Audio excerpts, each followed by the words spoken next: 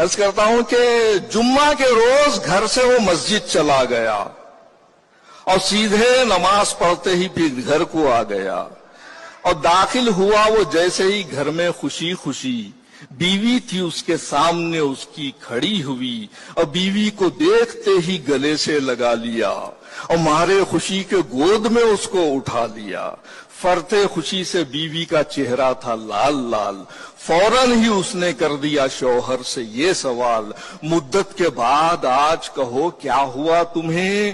محسوس کر رہی ہوں میں بدلا ہوا تمہیں۔ بیوی کے اس سوال پہ ایک لخت بول اٹھا، خطبہ جو آج کا تھا وہ بیگم سنو ذرا، مسجد کے پیش امام نے خطبے میں یہ کہا، وہ شخص بعد مرنے کے جنت میں جائے گا اور تکلیف کو جو اپنی خوشی سے اٹھائے گا۔